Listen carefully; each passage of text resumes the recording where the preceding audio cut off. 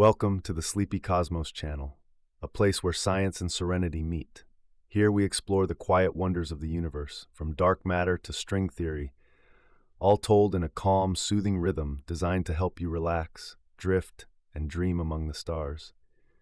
Each video is a guided journey through the cosmos, slow, meditative, and filled with real science wrapped in gentle storytelling. So if you love space, curiosity, and the peaceful side of knowledge, you're in the right place. Make sure to subscribe for more new sleep narrations every week. And if you'd like to reach out for collaborations or business inquiries, you can contact us at the sleepycosmoschannel@gmail.com.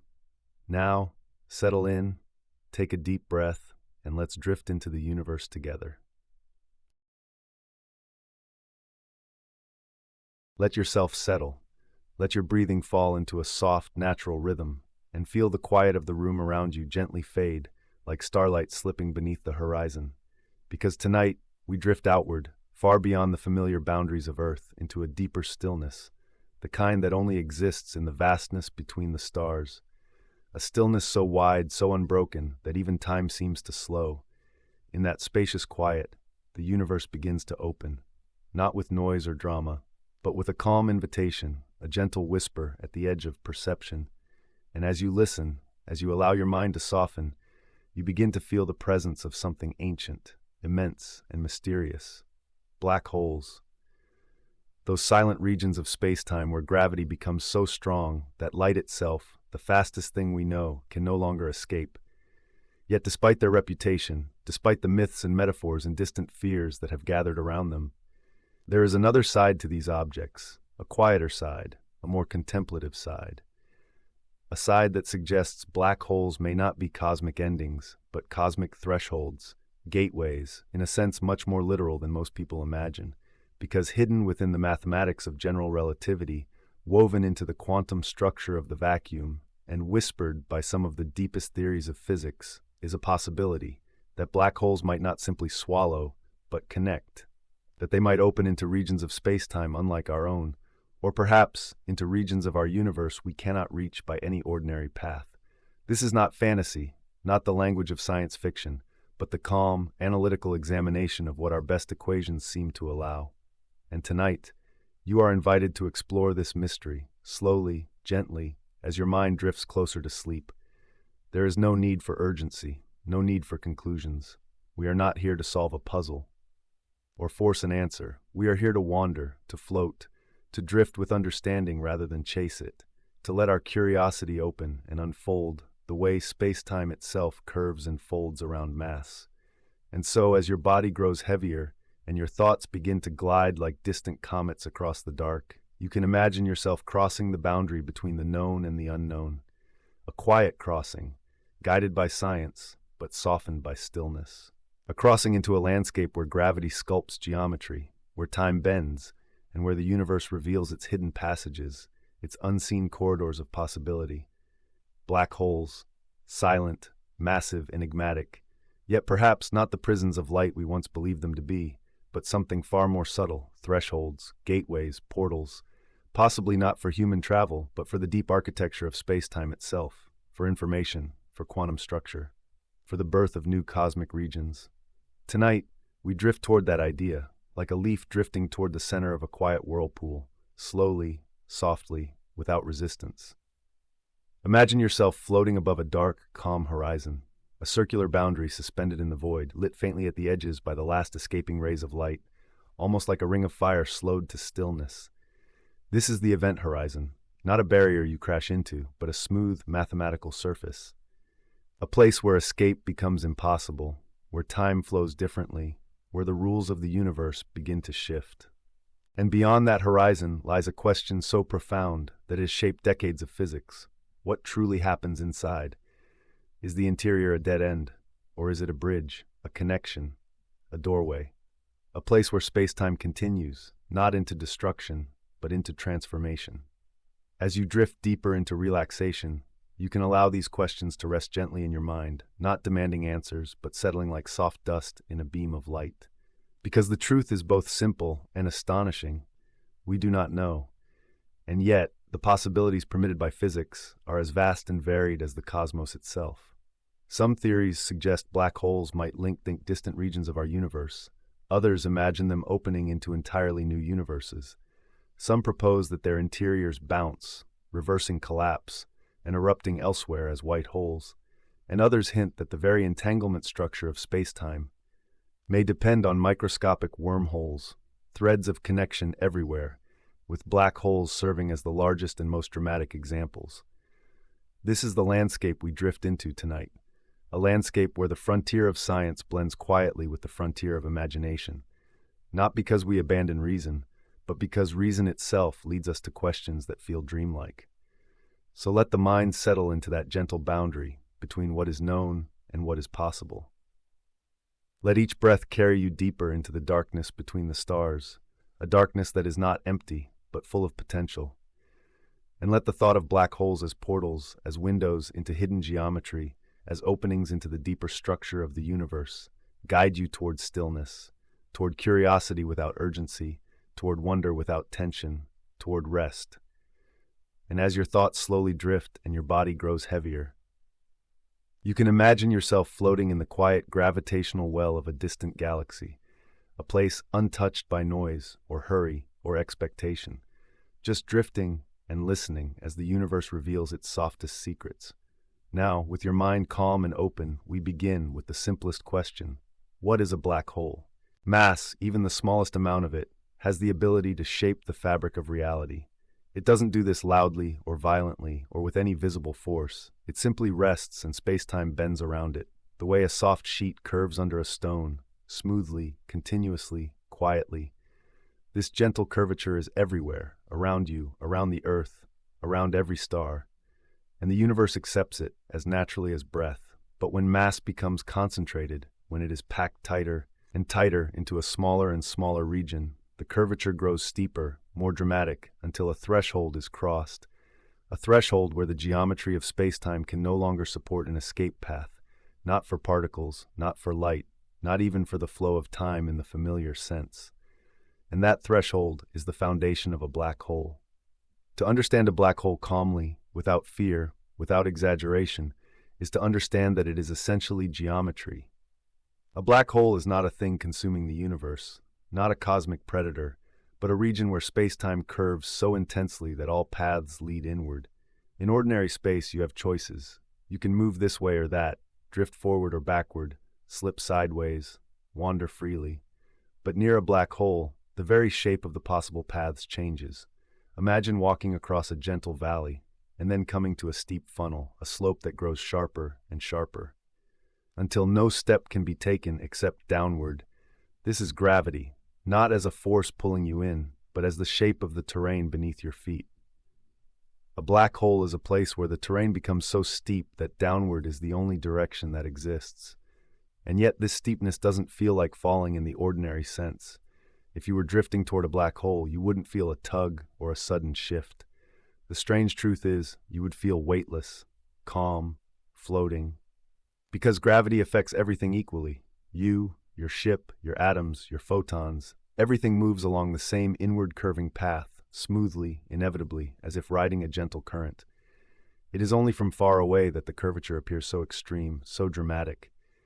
Up close, it is simply the natural flow of space-time. To understand this flow, we consider the event horizon, a boundary in the geometry, not a physical surface, but a mathematical threshold. It is the point of no return, not because something stops you, but because beyond it, all possible paths lead inward. Even light, which normally streaks outward at the absolute cosmic speed limit, falls into the inward flowing geometry, and since nothing can outrun light, nothing can escape once it crosses that horizon. But this description can sound harsh or frightening, so let's soften it. Let's imagine the event horizon not as a trap, but as a still, silent boundary where the nature of space and time begin to shift. From the outside, the horizon appears frozen, quiet, almost painted against the background of the universe. From the inside, if such a vantage could be meaningfully described, the horizon dissolves into nothing special. No bump, no barrier, no change in sensation. A person drifting inward would cross it the way you cross a line of latitude on Earth, simply and silently. It is only the universe outside that cannot follow. As we drift closer to the horizon in thought, we notice something else. Time behaves differently. Gravitational time dilation is not a dramatic effect in everyday life. It gently stretches time near massive objects. A clock near Earth's surface ticks imperceptibly slower than one high above it, but near a black hole, this effect becomes profound. To a distant observer, your fall appears slower and slower, as if time itself is melting into a near halt. You appear suspended, almost frozen, at the brink. But from your perspective, your time flows normally. Your thoughts drift. Your breath moves softly. The horizon approaches with no sense of delay. Two realities coexisting, two versions of time, woven from the same geometry. This is one of the quiet truths that make black holes feel less like objects and more like transformations. Regions where the universe changes its rules, where time loses its familiar meaning, where space folds inward like fabric collapsing into a deeper layer. This folding leads us back to the nature of mass itself. Mass is not merely stuff, but a source of curvature, a way of telling spacetime how to shape itself. Einstein's field equations do not describe force, but geometry. Matter tells spacetime how to curve, and curved spacetime tells matter how to move. A black hole is the most intense expression of that dialogue. The curvature has become so deep that it forms a region from which escape is impossible. Yet this impossibility is not violent, it is not chaotic, it is smooth, precise, mathematically elegant.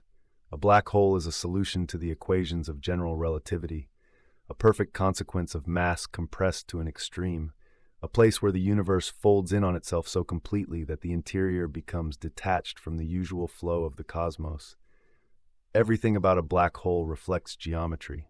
The horizon, the inward paths, the altered flow of time, even the idea that a black hole is empty inside, in the sense that it contains no stable matter, but only space-time falling inward. This is difficult to picture, because we imagine black holes as dense spheres. But the reality is stranger. The mass is not inside in the familiar sense, as if packed at the center like a solid object. Instead, the mass is encoded in the curvature of the surrounding space-time. The horizon itself reflects the total mass. The interior is not a solid ball, but a region where all paths lead toward a future point, a singularity, a place where classical physics loses meaning. But even here, in the deepest interior, the concept is not violent, but conceptual. It is the place where our current equations stop describing reality, where quantum effects must take over, where the smooth curvature of general relativity gives way to the granular structure of quantum gravity. And it is in that quantum structure that ideas of portals, connections, and new regions of space-time begin to emerge. But before we drift there, we remain here, gently, at the horizon of understanding, holding the calm knowledge that a black hole is not a monster, but a transformation, a region where space-time curves inward to its natural limit, where time behaves differently, where intuition begins to drift, and where the universe quietly reveals its deepest geometry. With this foundation settled, with the nature of black holes resting softly in the mind, we can now let our thoughts flow deeper into the fabric of space-time itself, and the possibility that its curves and twists might open into hidden pathways. Mass shapes everything. Even when you cannot feel it directly, even when it is quiet or distant or faint, it is always bending the world around it. A grain of dust curves space-time, a pebble curves space-time, your own body curves space-time, not enough to notice, but enough to matter. Everything in the universe participates in this soft sculpting of geometry, and the universe responds. It bends, stretches, adjusts, as naturally as water flowing around a stone. When a star forms, its mass creates a well in space-time, a gentle depression, like a slow cosmic inhale. Planets circle that well, not because an invisible force pulls them, but because their straightest possible path is curved by the geometry beneath them. Gravity is not a hand, it is a shape. A star curves space-time softly, a neutron star curves it sharply, and a black hole curves it completely. The smooth valley becomes a steep funnel, and the steep funnel becomes a sheer drop. Not a physical drop, but a geometrical one. The floor of space-time tilts inward so deeply that all possible paths lead down the slope, and down the slope time itself leans inward. Light, the fastest traveler, the one thing that normally outruns every change, finds its paths curved inward too. Normally light spreads outward in all directions, a perfect sphere of possibility. But around a black hole, that sphere becomes distorted. The outward directions shrink, narrow, fade. The inward directions sharpen, dominate, until finally at the event horizon there are no outward directions left. The geometry simply does not provide them. Light can only go one way, and that way is inward. Slowly, gently, inevitably. But this inevitability is not violent. The horizon is not a crushing place, nor a ripping one. Despite dramatic metaphors, it is simply a surface where the future tilts inward, a place where the definition of forward in time points deeper into the black hole. You fall in not because something grabs you, but because time itself leans in. Forward is inward, inside is tomorrow, outside is the unreachable past. And that rearrangement of meaning is the quiet strangeness of black holes. If you drifted toward one, the experience would be calm, floating, weightless, silent. No rushing wind, no stretching, just the reassuring stillness of free fall. Everything around you falling the same way, at the same rate. In the same soft descent. Your ship, your body, your atoms, even the fabric of spacetime, all drifting together. This perfect alignment cancels the feeling of acceleration. There is no sensation, just smooth motion. It is from far away that the descent appears dramatic. From your perspective, it feels like gliding through quiet air. As you drift closer, time begins to play its strange games. A distant observer watches you slow, stretch, fade. Your motion grows faint, dim, drawn out, as if you are moving through molasses made of time itself. To them you appear almost frozen at the edge of the horizon. But you, inside your own frame, feel nothing unusual. Time flows the way it always has. Your heart beats normally. Your thoughts drift gently. Your breath rises and falls. The universe outside you stretches you across its own perception, but your personal timeline remains untouched. This mismatch, this dissonance between viewpoints, is gravitational time dilation. Not a trick, not an illusion, but a real difference in the rate at which time passes. A reminder that time is part of the geometry, not a universal rhythm. This bending of time brings us deeper into understanding why black holes are not objects, but regions of altered geometry. The horizon is simply where outward-directed paths cease to exist. The interior is simply where the inward direction becomes the future. The singularity is simply the end of all inward paths. Not a place full of matter, but a place where the equations guiding geometry reach their limits. A boundary not of space, but of understanding. And this suggests something subtle. The mass of the black hole is not inside in the way a stone is inside a box. The mass is encoded in the curvature. The horizon reflects it. The geometry carries it. The interior is a consequence of the curvature, not its container. This is one of the most difficult concepts because it contradicts intuition. But intuition was built for slow speeds, weak gravity, flat space. Black holes demand a different intuition, a dreamlike intuition, one where geometry becomes fluid, where time twists softly, where space leans inward, and where falling is just following the simplest possible path. When the universe folds in on itself this deeply, something interesting happens. Conventional understanding no longer applies. The distinction between place and process, between inside and outside, between movement and geometry, begins to blur. A black hole is a transformation of space-time, a place where the universe curves inward to its extreme, a place where distinctions become subtle, where intuition begins to drift, where the rules soften, and where the end of ordinary space becomes the beginning of speculation. Not speculation free of science, but speculation guided by the structure of the equations.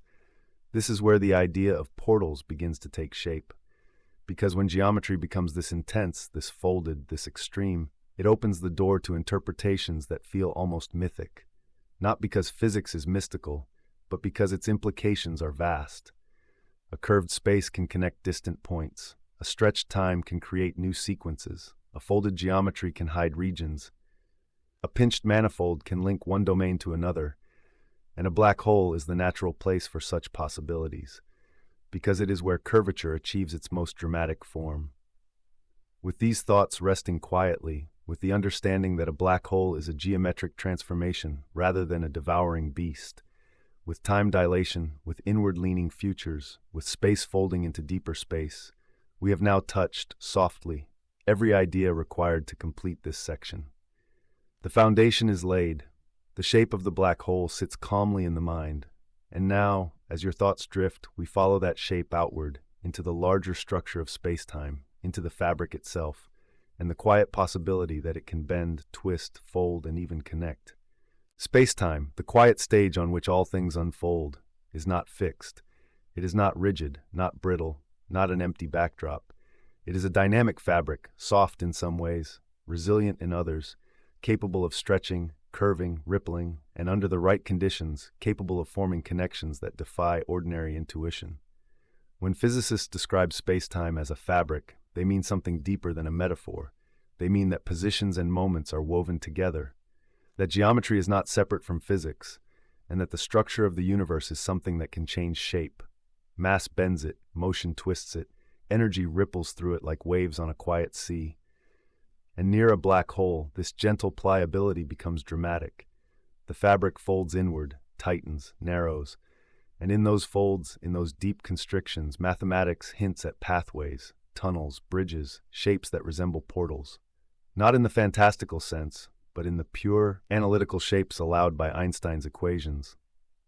To understand how such paths might exist, we drift into the concept of wormholes. A wormhole is not a physical tunnel carved through space, but a geometric shortcut. Imagine two distant points on a sheet of paper. You can travel across the surface, slowly, following the distance, or you can fold the sheet so that the points touch. The path becomes shorter, not because you moved faster, but because the geometry changed. A wormhole is this idea taken into the actual structure of space-time, a folding, a bridging, a hidden adjacency, something that allows two places to become closer than they appear.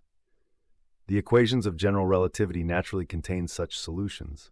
Einstein and Rosen explored them, discovering what we now call Einstein-Rosen bridges. They found that the mathematics of a black hole can be extended, continued, revealed to contain a second region of spacetime, connected at a throat, a tunnel-like passage. But this bridge closes instantly. It pinches off before anything could cross. Not because the universe forbids such paths, but because the geometry is unstable. It collapses faster than light itself can move, like a soap bubble forming and vanishing in the same breath. And yet the fact that the bridge appears at all is astonishing.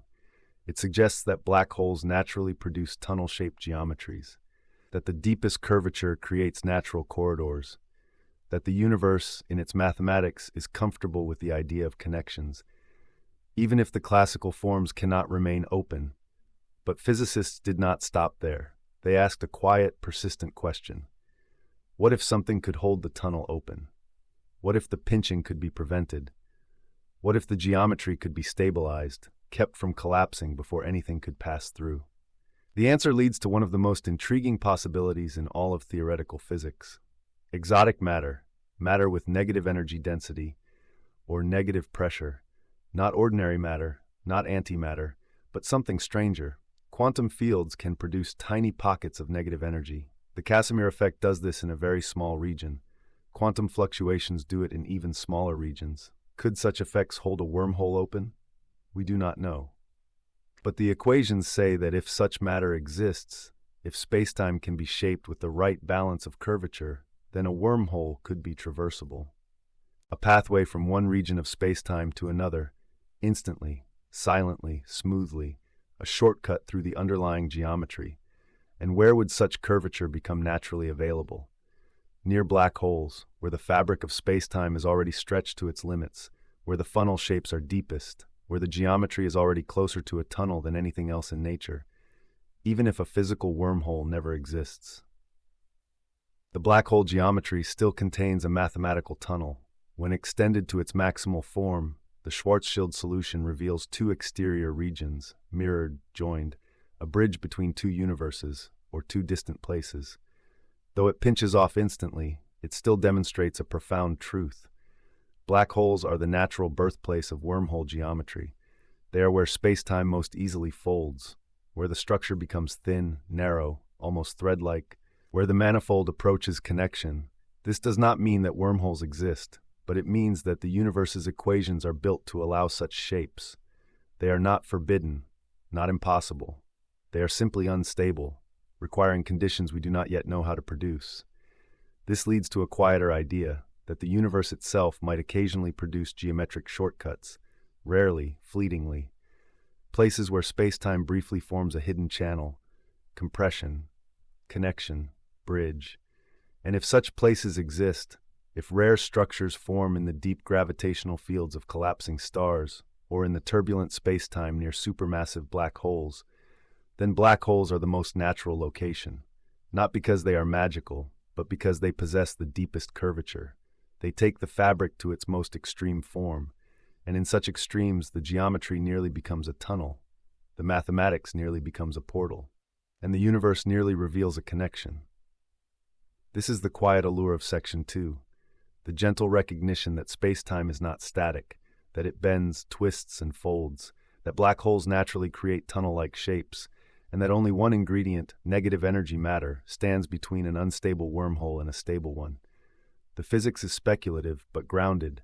The ideas are dreamlike, but mathematical, and the possibility, soft, quiet, beautiful, is that the universe may allow shortcuts, not easily, not commonly, but fundamentally. And black holes may be the doorways where such shortcuts first try to form. When we cross the horizon in thought, we cross into a realm where the familiar meanings of space and time begin to dissolve. The outside universe continues as it always has, with time flowing outward, with distances stretching in ordinary ways, with light moving freely. But inside a black hole, something elegant and unsettling happens to the structure of reality. The directions of time and space quietly trade roles, not in a dramatic flash, not in a violent rearrangement, but in a smooth, mathematical shift woven into the geometry itself. Outside the black hole, you can move through space, but you cannot move through time except forward. Inside the black hole, you cannot move through space except inward, but you move through time in a direction that points toward the singularity. The inward direction is not just down, not just toward the center, but literally the direction your future lies. Your tomorrow is deeper inside. This is not a choice or a fate, but a geometric truth. The horizon reshapes the meaning of the word forward. Forward now leads inward, and inward is no longer a place, it is a moment you cannot avoid, the same way you cannot avoid arriving at the next second in ordinary life. The singularity inside the black hole is not a location you fall into, it is a moment that lies ahead of you, and the path toward it is as natural as the ticking of a clock. Because of this, the interior of a black hole is unlike anything else in the universe. From the outside, we imagine it as a dark cavern, a void, a place filled with compressed matter. But that picture does not align with the mathematics.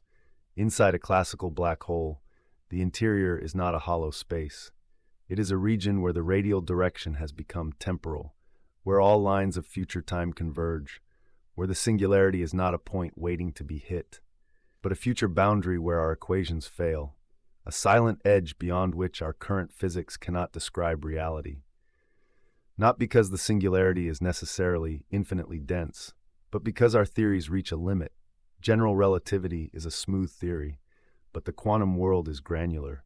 At the singularity, those two descriptions collide, and neither can fully describe what happens next, which is why physicists do not treat the singularity as a physical point. They treat it as a signal that says new physics is required, quantum gravity must take over, and quantum gravity may soften the singularity in surprising ways. One of the most intriguing possibilities is that the collapse does not continue forever. Instead of shrinking to a point, the curvature might compress until quantum forces push back, a rebound, a bounce, not a dramatic explosion inside the black hole, but a quiet reversal deep in the core, where space-time stops collapsing and begins expanding, not outward into our universe, but outward into another region we cannot access. This idea appears in several quantum gravity models, especially loop quantum gravity. It suggests that the interior might be connected to a new universe, a region where time flows in its own direction, where space unfolds freely, no longer constrained by the collapsing geometry of the original star. In such a picture, a black hole is not an end, it is a beginning, a seed, a doorway, a portal disguised as an implosion. But long before we speculate on full new universes, we explore the simpler question: what prevents the collapse? Quantum pressure, the same kind of pressure that supports white dwarfs and neutron stars, could play a role. Quantum geometry could prevent spacetime from curving infinitely. and the vacuum itself could respond in ways our equations have not yet captured. If the collapse halts, if the core rebounds, then the geometry inside the black hole could widen. It could open, not outward into our universe, but inward into a new region, a region that feels like an exit. And that is where the idea of a white hole enters the story. A white hole is the time-reversed image of a black hole. Instead of drawing matter inward, it expels matter outward. Instead of forming a horizon you fall into, it forms a horizon you cannot enter. In classical physics, white holes cannot form naturally, but in quantum gravity, they become possible. A collapsing region could rebound, and that rebound could create a white hole interior, which means a black hole and a white hole could be two ends of the same structure, a connection, a bridge, a tunnel, a pathway from collapse to expansion, from one space-time region to another, from our universe to a future universe, or from our region to a distant region, or possibly to a new dimension unfolding inside. These ideas are speculative, but not ungrounded. They come from the equations we trust. They come from the necessity of quantum effects at extreme curvature. They come from the recognition that singularities are not physical objects but mathematical placeholders.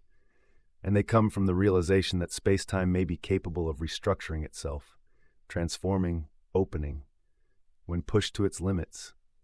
So as we leave the horizon behind, as we drift deeper inward in our imagination, we picture a space where the future points toward the core, where the curvature grows sharper but perhaps not infinite, where quantum effects quietly accumulate, and where the interior does not collapse into impossibility, but instead folds outward into a new region, a region that might feel like emerging, like exiting, like stepping into a place with its own timeline, its own geometry, its own expansion, a region that might be a universe or the seed of one, or a passageway to another, and so gently, quietly we drift now. When we follow the curvature of a black hole all the way to its deepest regions, we eventually reach a point where classical physics can no longer guide us. General relativity, our smooth, elegant theory of space-time, begins to stretch, bend, and finally fracture, not physically, but conceptually. Its mathematics simply cannot describe what happens when space-time becomes compressed to extremely tiny scales. At those scales, the universe reveals a different facet of itself. A quantum facet, a domain where space-time is not smooth and continuous, but granular, structured, woven from discrete units, like threads forming a tapestry or grains forming a shoreline. It is in this quantum domain that new possibilities emerge, possibilities that classical physics could never allow, possibilities that make the idea of portals not only thinkable, but perhaps inevitable. Quantum gravity is not a single theory. It is a collection of approaches, attempts, mathematical languages that all seek to describe what happens when gravity becomes quantum. Two of the most influential are loop quantum gravity and string theory, and each, in its own quiet way, suggests that black holes might transform rather than end, that collapse might turn into creation, that singularities might be bridges, that boundaries might be beginnings. Let's drift first into loop quantum gravity. In this framework, spacetime is not a smooth surface. It is a network, a lattice, a weave of finite loops woven from quantum fields. Distances are quantized, areas are quantized, volumes are quantized. There is a smallest possible scale, a minimum pixel of spacetime, and because of this, collapse cannot continue forever. The spacetime fabric cannot be compressed infinitely. The geometry pushes back, just as atoms push back when compressed, creating the pressure that supports white dwarfs and neutron stars. The geometry of spacetime pushes back when its quantum loops are squeezed to their limit. This pushback creates a rebound, a bounce. The collapsing interior reverses direction, not outward into our universe, but outward into a new spacetime region. A second sheet, a second domain, emerging from the compressed core. In this picture, a black hole is the entrance, and the bounce is the exit. Not one we can travel through, but one that spacetime itself passes through.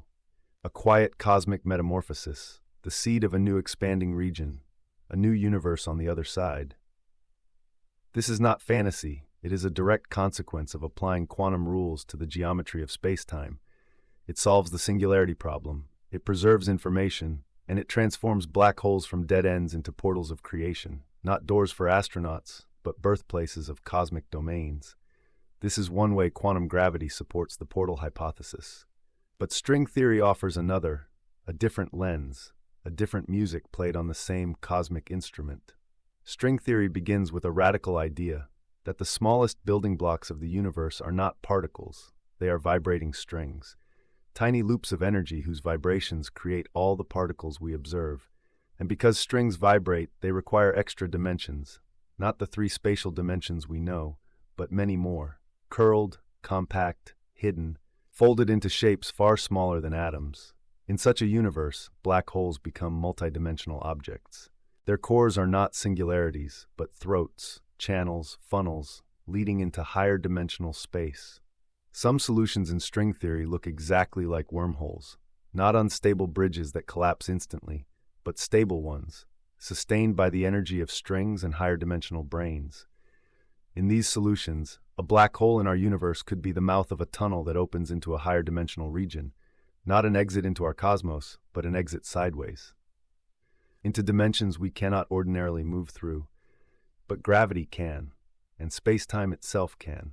This opens a profound possibility that the interior of a black hole is not only a geometric transformation, it is a dimensional transformation, a doorway into the bulk, the deeper space in which our universe is embedded. A black hole might puncture the membrane of our universe and connect to a region where gravity flows freely, a region with its own geometry, its own flows of space and time. This is not science fiction. It is a mathematical implication of the theory, a theory that unifies gravity with quantum mechanics, and a theory that naturally produces structures resembling portals. And then there is the holographic principle, perhaps the most subtle and most transformative idea in theoretical physics. It tells us that everything inside a region of space, including the interior of a black hole, may be described by information encoded on its surface, like a hologram, where the three-dimensional world emerges from a two-dimensional boundary. In this framework, the interior of a black hole is not lost. It is encoded, mapped, transformed, and if information cannot be lost, then the interior must connect to something, somewhere the information can go, somewhere the geometry can continue, somewhere beyond the horizon. The holographic principle does not specify the destination, but it strongly suggests that space-time cannot simply end. It must reorganize itself. It must open, unfold, connect. Because information is conserved, and geometry is information. These ideas converge in a quiet way. Loop quantum gravity says the interior bounces. String theory says the interior tunnels. The holographic principle says the interior must persist, and all three remove the singularity. All three replace the dead end with a transformation, a continuation, a passage. Each theory, despite its differences, points toward the same gentle truth. A black hole may be less a tomb and more a doorway, not one we can cross physically, but one the universe passes through, a portal in the most scientific and literal sense, a transition from one space-time region to another, a remapping of geometry, a rebirth of the gravitational field, and in this quiet convergence, we find the heart of the portal hypothesis. Quantum gravity does not destroy the interior. It transforms it. It preserves its information. It redirects its curvature. It opens its geometry. And in doing so, it turns the black hole into a bridge, a seed, a doorway, a connection. And now, with quantum gravity resting softly in the mind, we drift deeper into the idea that these reborn interiors may not just transform, they may grow, expand, and become entire universes themselves. There is a quiet idea in cosmology, one that whispers rather than declares, one that sits at the boundary between physics and possibility. The idea that every black hole might contain a universe, not metaphorically, not symbolically, but literally. A region of space-time with its own expansion, its own laws, its own flow of time, hidden behind a horizon, sealed away from our cosmos, yet branching from it, the way a bud emerges from a branch. This concept is known as black hole cosmology, and though it sounds dreamlike, it arises naturally from the mathematics of gravity and quantum theory, because if a black hole interior rebounds, expands, and forms a new region, then that region is a universe, just as valid as ours, just as real, but entirely inaccessible. A universe born from the collapse of a star, a universe contained within the deep geometry of a gravitational well. A universe that to us appears as a silent point in the sky, but inside could unfold into a vast, expanding realm. To understand this idea, we drift back to the structure of a black hole. We know that the horizon marks a boundary between our space-time and an interior region we cannot observe. We know that time flows inward, that geometry curves deeply, that classical collapse leads to a singularity. But if quantum gravity removes that singularity, replacing it with a bounce, or a continuation, or an extension, then the interior does not end, it expands. And expansion is the defining feature of a universe. So the interior may become a new cosmic domain, shielded from our universe by the horizon, and unable to communicate back. Not because of a barrier, but because time itself flows differently in each realm. The child universe has its own moments, its own clocks, its own direction of expansion. It is sealed off not by walls, but by geometry. Just as our universe might be sealed from whatever lies beyond it, if our universe was itself born from a bounce inside a black hole of a parent universe, then the horizon of that parent black hole would be our cosmic boundary. Our whole cosmos could exist inside the interior of a black hole in another universe, and just as we cannot see into our black holes, the parent universe could not see into ours. A hierarchy of nested universes, each born from gravitational collapse, each expanding into its own domain. This concept leads to a profound idea suggested by physicist Lee Smolin. He proposed that universes might undergo cosmological natural selection. Much like biological evolution favors organisms that produce many offspring, the laws of physics might favor universes that produce many black holes, because each black hole may spawn a new universe. So universes that contain stars, heavy elements, supernova, collapse, would produce more black holes, and therefore produce more daughter universes. Those daughter universes would inherit slightly different physical parameters. Those that produce even more black holes would proliferate further, and over unimaginable timescales, universes would evolve, drifting toward laws that maximize black hole formation. This does not imply intention or purpose. It implies a mathematical tendency, a quiet bias in the space of possible universes, a drift toward specific values of physical constants, values that support stars, galaxies, supernovae, and ultimately black holes. And this aligns with what we observe. Our universe is remarkably efficient at producing black holes. Massive stars form, burn, collapse. Supermassive black holes grow in galactic centers. The cosmos seems naturally tuned to create these objects. If Smolin's idea is correct, then this tuning is not an accident. It is the result of cosmic reproduction, with black holes serving as the reproductive organs of the universe, portals through which space-time gives birth to new domains. This idea carries a gentle, serene beauty. The collapse that appears destructive from our perspective might actually be creative. The end of a star might be the beginning of a universe. The horizon might be a womb, and the black hole might be a seed, dark, silent, dense, yet containing everything needed to form a new cosmos. Space, time, energy, laws, constants, all unfolding from a hidden bounce deep within. If this picture is true, then our universe is part of a family, a lineage, a vast branching tree of universes stretching backward and forward in time. We are a daughter universe of a parent universe, and within us are black holes that may already contain their own daughters, realms as vast as our own, hidden behind horizons we cannot penetrate. Entire galaxies, entire epochs, entire cosmological histories, all unfolding inside the dark interiors of the black holes we observe, each one a silent doorway, each one a cosmic cradle, each one a portal, not for us to travel through, but for space-time to reproduce, for the cosmos to renew itself, for existence to continue. With these ideas resting softly, with black holes imagined not as endings but as beginnings, we drift now toward another symmetry, another transformation, toward the idea that if black holes collapse inward, there might exist objects that expand outward, white holes, fountains of matter, time-reversed mirrors of black holes, and perhaps connected to them. If a black hole is a place where space-time collapses inward, then a white hole is its mirror, its reflection, not in space, but in time. A white hole is what you would see if the flow of a black hole were reversed. Instead of drawing matter inward, it pushes matter outward, softly, continuously, relentlessly. Instead of absorbing light, it expels light. Instead of having an event horizon that nothing can cross from inside to outside, It has a horizon that nothing can cross from outside to inside, a boundary not of capture, but of exclusion, a surface beyond which entry is impossible. In classical physics, white holes cannot form. The equations allow them beautifully, perfectly, but the universe in its ordinary operations never produces them. Nothing in nature spontaneously reverses collapse. Gravity pulls inward, matter falls, stars shrink. There is no natural mechanism that makes a region expand outward in perfect time reversal, at least not in classical physics. But quantum gravity is not classical. It bends the rules, it softens singularities, it rebounds collapsed regions, it turns endings into beginnings, and in doing so, it opens the possibility that the interior of a black hole might transform into a white hole, not in our universe, but in a connected region, a hidden domain beyond the horizon, where the rebound of quantum geometry creates an outward expansion, where matter that once collapsed inward emerges into a new realm.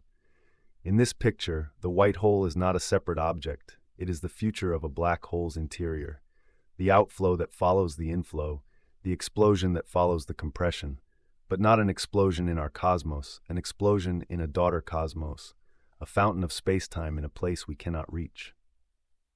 To understand how such a structure could form, we imagine the collapse of a massive star. The outer layers fall inward, the core becomes dense, the geometry steepens, the collapse accelerates, the curvature sharpens, and then, deep inside, quantum effects awaken. The loops of spacetime in loop quantum gravity reach their minimum scale, the strings and branes in string theory reach their maximum tension, the holographic information demands preservation, and the collapse halts. The geometry bounces, the inward-flowing time flips into an outward-flowing one, not in our universe, but beyond the interior boundary, and there, in that hidden region, a white hole is born. Not a portal for matter to exit into our space, but a portal for spacetime to expand into a new reality. A white hole is the outward flowering of a black hole's inward folding. The other side of the same transformation, a cosmic exhale following a cosmic inhale, the stages of a universal breath. Some models go even further. They say that black holes and white holes are connected not just conceptually, but directly, that the geometry of spacetime can form a bridge between them, a tunnel, a throat, a continuous path, a spacetime conduit in which the entrance is a black hole and the exit is a white hole.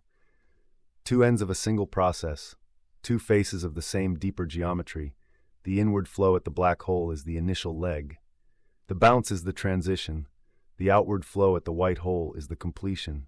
From outside it appears impossible. Nothing can escape a black hole.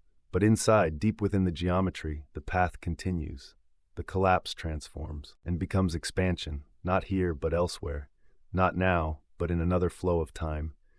The bridge is not traversable in any ordinary sense. It does not allow travel, communication, or return. It is a one-way process, a cosmic recycling, a conversion of space-time, a remapping of curvature, a transition from one region to another. But in this transformation, in this quiet flipping from black hole to white hole, we find the essence of a portal, not a doorway to step through, but a doorway through which universes emerge. This leads to a dreamlike question, soft, gentle, and deeply intriguing. If black holes open inward and white holes open outward, are they two ends of the same unseen connection? Are they the inhale and exhale of space-time? The collapsing core and the blooming expansion? The seed and the flower? If so, then every black hole in our universe might be connected to a white hole elsewhere, a silent link across the fabric of reality. A conduit not of matter as we know it, but of geometry, information, and space-time itself. A connection built into the mathematics, allowed by the equations, stabilized by quantum effects, hidden behind horizons, accessible only to the universe's deepest structures, not to us, but to the geometry itself. As we drift deeper into the possibilities opened by black holes, we begin to sense that space-time, even in its most familiar form, may be only one layer of a much larger structure. A structure with hidden dimensions, hidden regions, hidden modes of connection. A structure that might extend far beyond the three-dimensional space we move through every day. To understand this, we soften our intuition, the same way we soften our breath, and let the boundaries of space feel flexible. Because according to the most advanced theories in modern physics, space might not be limited to up, down, left, right, forward, and backward. There may be more. Dimensions we cannot see, not because they do not exist, but because they are curled, compact, folded tightly into scales far smaller than atoms. In some models there are 10 dimensions, in others 11. Some may be large, expansive, quietly shaping gravity. Others may be tightly curled, wrapped into tiny geometric knots. And in this richer landscape, black holes may behave very differently. Their intense curvature might poke, puncture, or stretch the boundary of our universe, opening it into a direction we cannot perceive, a dimensional direction, not one of the familiar three, but one that lies orthogonal to all of them. A direction we could not move through, but gravity could, space-time could, and perhaps the interior of a black hole could. To explore this, we drift into the idea of brain-world cosmology. In this picture, our universe is like a three-dimensional membrane, a brain, floating in a higher dimensional space known as the bulk. Everything we can touch, everything we can see, everything made of electrons, protons, quarks is confined to our brain. But gravity is not confined. It can leak, it can flow, it can extend into the higher dimensional bulk. This explains why gravity feels so weak. It is not weak, it is diluted, spread across dimensions we cannot access. And if gravity can flow into the bulk, then a black hole, the deepest possible gravitational well, might do more than curve space. It might open a channel, a funnel, a dimensional well, leading out of our brain and into the bulk, a place where higher dimensional space becomes accessible, not to us, but to space-time itself. A black hole could be the point where our universe touches another layer, another sheet, another brain, a quiet intersection between worlds, a place where the geometry slips sideways. If this is true, then a black hole is not merely an inward collapse. It is also a downward pull into a hidden dimension, a gravitational sink not just in our universe but in the full higher dimensional space. Matter falling into a black hole might not stay inside our cosmos. It could flow into the bulk, drifting away from our brain, like water slipping through a drain into a deeper level. In some models, this outflow creates a bulge, a pinch, a throat, connecting our brain to another, a tunnel between sheets of space-time, not a tunnel in our dimensions, but in dimensions we cannot see, a dimensional shortcut, a sideways portal, formed naturally by the geometry of a black hole.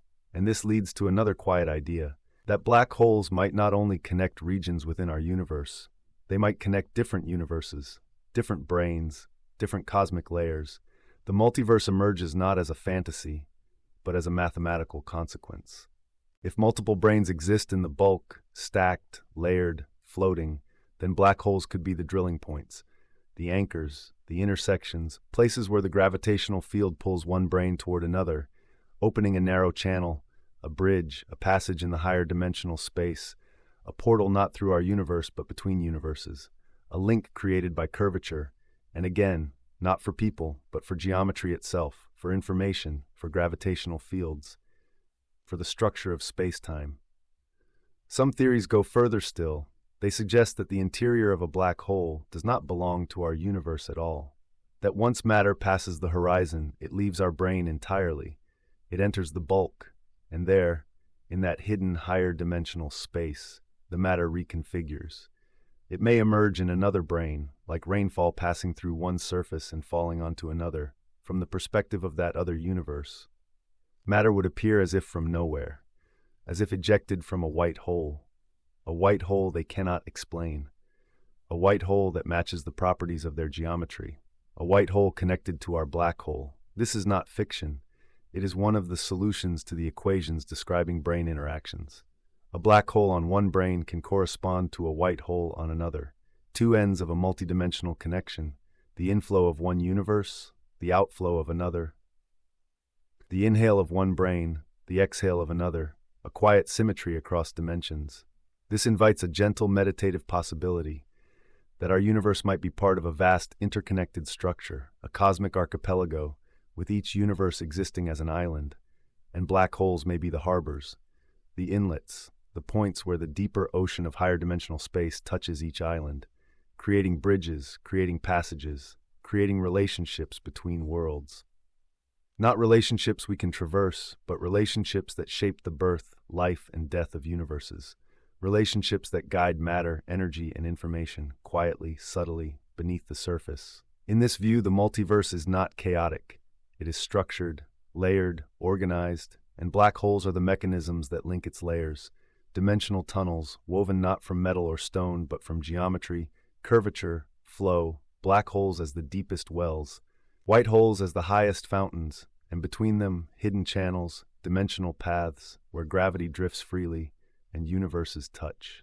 As we drift deeper into the heart of the mystery, the idea of portals begins to shift. It becomes less about objects moving and more about something quieter, something subtler, information. Because in modern physics, information is not simply data or bits or symbols. Information is structure, the arrangement of matter, the configuration of energy, the pattern of quantum fields, the blueprint of existence itself. And black holes challenge our understanding of it more than any object in the universe. They force us to confront one of the deepest puzzles in science, a puzzle whispered across the surface of their event horizons, the information paradox. The paradox begins with a simple, gentle question. What happens to information that falls into a black hole? If an object, a particle, a star, a cloud of atoms, falls inward, crossing the event horizon, does its information vanish forever? If the black hole eventually evaporates through Hawking radiation and disappears, where did the information go? Did it simply cease to exist? But in quantum mechanics, information cannot be destroyed, not even by the universe itself. The laws of physics do not allow a perfect erasure, so something must preserve it somewhere. This contradiction creates the information paradox, a tension between general relativity and quantum mechanics. A tension so deep that many physicists believe resolving it will reveal the next layer of reality. And at the center of that resolution is the portal-like nature of black holes. Because if information cannot be destroyed, then something must carry it out, or store it, or transform it, or encode it in a way we do not yet understand. One of the earliest ideas was Hawking radiation, a soft glow produced by quantum fluctuations near the horizon. Particles appear. One falls inward, one escapes outward, the black hole loses mass, shrinks, and evaporates, but the radiation seemed random, thermal, featureless, carrying no information about what fell in. Yet quantum theory says it must encode something, some trace, some structure, otherwise the universe would break its own rules. This led to the next idea, the notion that information may be stored on the surface of the horizon itself, that the event horizon is not simply a boundary, but a screen, a membrane, a place where information is written, encoded in Planck-scale patterns, like ripples etched in light, or vibrations woven into the geometry. This is the holographic principle, the idea that everything inside a region can be described by information stored on its boundary, just as a three-dimensional scene can be represented by a two-dimensional hologram. Black holes embody this principle in the most extreme way. The interior, with all its complexity, may be encoded on the horizon's surface, an immense compression, a perfect storage, a cosmic archive. And if this is true, then the interior of a black hole becomes a kind of holographic projection, generated by data on the horizon, not a place in the traditional sense, but a geometric expression of information, a region that exists because the boundary stores the data to define it. This is one sense in which a black hole acts as a portal, not a passageway that matter moves through, but a transformation of information, a place where the structure of reality changes representation, flowing from a three-dimensional form to a two-dimensional encoding, and then back into a three-dimensional outflow through Hawking radiation, a portal through which information changes form without ever being destroyed. Another layer of this subtle portal-like behavior comes from entanglement. In quantum mechanics, entangled particles share a connection, not a physical bridge, but a correlation, a relationship. So deep that measuring one instantly determines the state of the other. Even if they are separated by cosmic distances, this connection is not bound by space or time. It is woven into the fabric of quantum reality.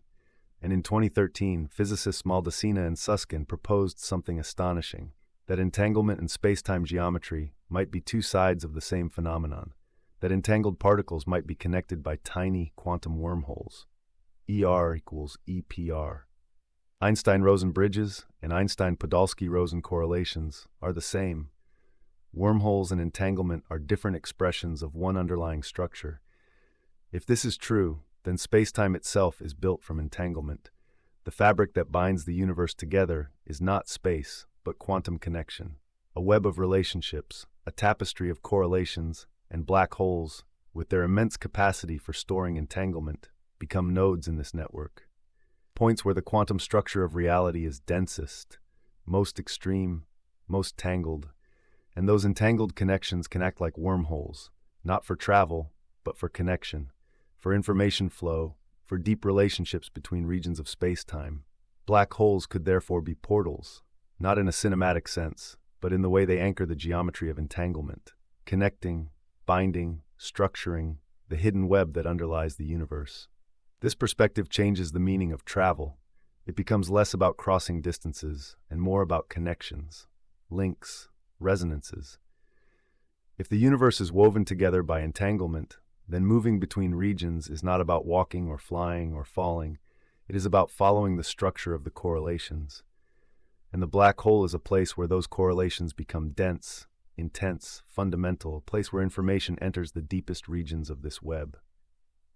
A place where the geometry of existence is rewritten, a place where the classical laws break down, and the quantum laws build new pathways, new relationships, new patterns. This is why physicists describe black holes as gateways, not gateways for people, but gateways for information, for quantum relationships, for the fabric of the universe itself. When we step back, letting all of these ideas soften, letting them drift like faint constellations in the distance of the mind, a quiet realization rises. Black holes may or may not be portals in the literal sense. They may or may not lead to new universes, to higher dimensions, to white hole exits, or holographic transformations. But in another sense, a quieter sense, a more human sense, they are portals, portals into mystery, portals into humility, portals into the hidden layers of the universe and the hidden layers of ourselves.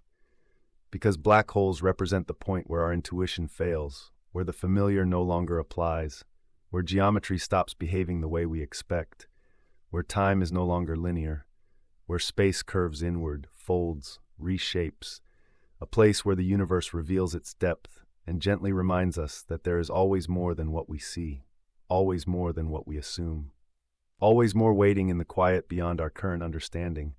And that realization, soft as it is a portal in itself, a shift in perspective, a widening of the mind, a gentle opening.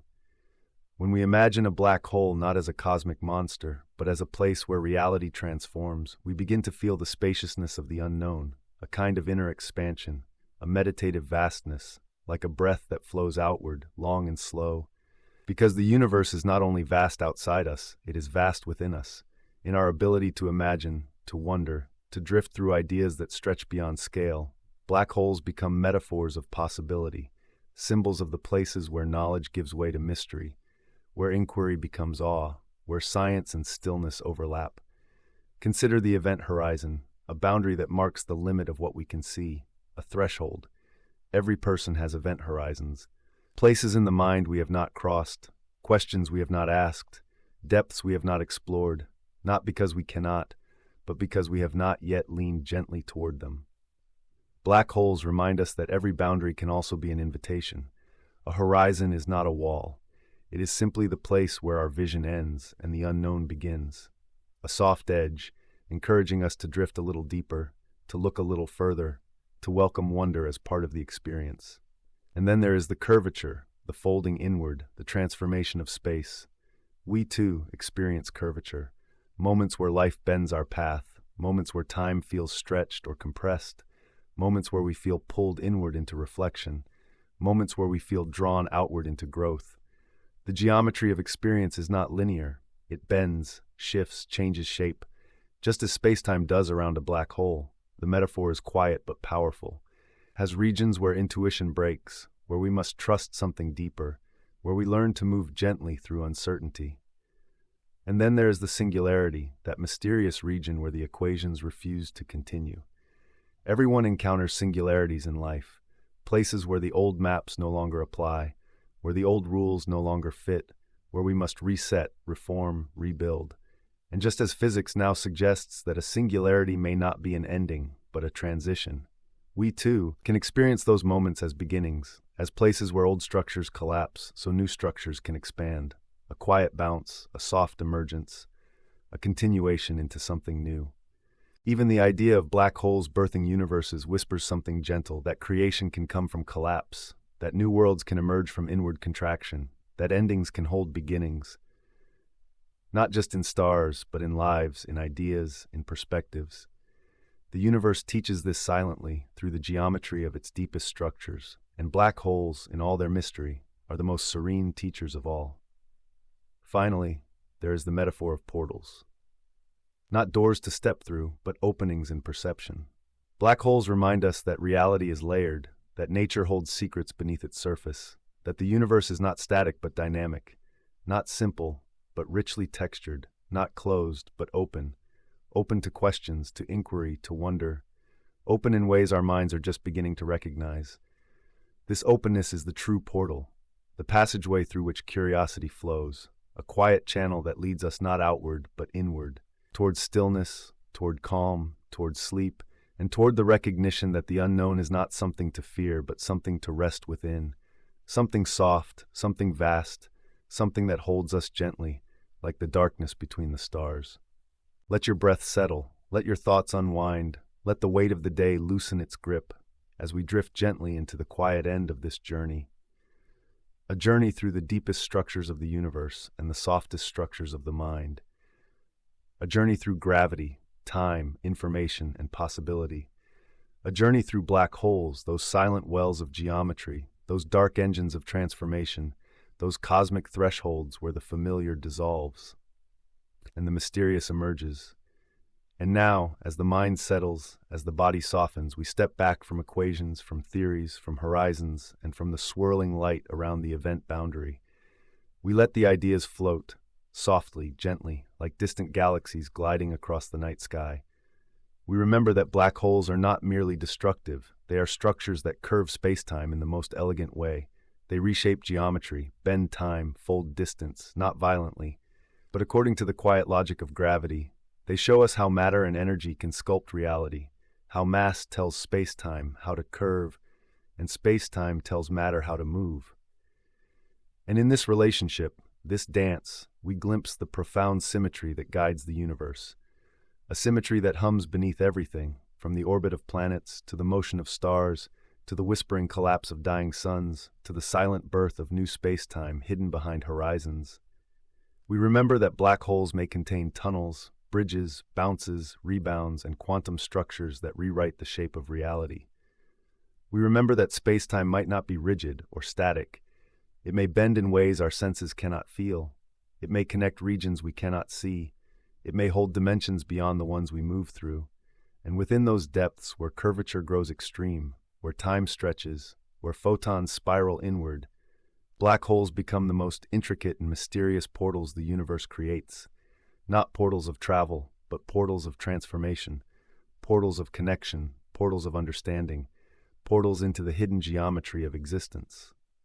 We remember that the interior of a black hole might not be an end. It may be a beginning, a region where spacetime rebounds, where singularities dissolve, where new universes expand, a place where collapse becomes creation, where inward motion unfolds outward in another realm, where a star's death becomes a universe's birth.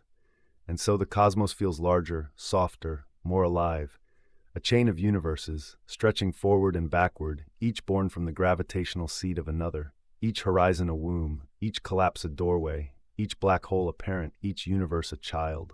We remember that white holes exist in theory, time-reversed mirrors of black holes, not as drains, but as fountains, not as places that devour, but as places that release. And in the mathematics that link them, we find pathways, bridges, connections, a quiet symmetry suggesting that space-time is far stranger, far richer than anything our senses reveal. We remember that higher dimensions may curl just beyond perception, that gravity may leak into unseen directions, that our universe may be a membrane floating in a larger sea, and that black holes may be the deep wells that pierce this membrane, touching the spaces beyond, opening channels into realms beyond sight, dimensions where other universes float, other brains, other worlds, connected softly through gravitational wells, through tunnels in the bulk, through pathways that spacetime creates naturally, not for travelers, but for the universe itself. We remember that black holes challenge our understanding of information, that they force us to rethink what it means for something to exist, that the horizon may be a screen, a holographic surface, where the interior is encoded, stored, preserved, in patterns woven into geometry. We remember that entanglement may shape spacetime, that wormholes and quantum connections might be one, that information flows, shifts, changes form without ever being erased. And so black holes act as portals in the most subtle way, not by transporting matter, but by transforming the language of reality, from three-dimensional structure to a two-dimensional encoding and back again, a quiet reshaping, a gentle continuity, a promise that nothing truly disappears. Nothing is lost, everything is preserved in the deep geometry of existence. We remember that the metaphor of portals touches something in us, something ancient, something soft, the desire for passageways, for thresholds, for transitions, the sense that beyond what we know, there is always more, and that curiosity is its own portal, the first step toward a larger universe, the quiet opening in the mind that leads into wonder and calm and stillness. And now, with all of these ideas floating gently around you, like stars glimmering softly across the sky, you can let yourself drift into the space between thoughts, drift into the quiet between breaths, drift into the calm between moments. The universe is vast, vast enough to hold black holes, white holes, wormholes, dimensions, quantum connections, and endless mysteries. But it is also vast enough to hold you, your thoughts, your dreams, your rest.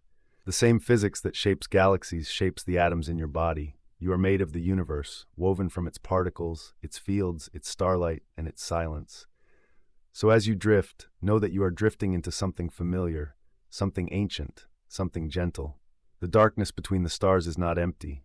It is calm, it is soft, it is a cradle, and tonight it holds you as you sink slowly, quietly, into rest, into dreaming, into the infinite.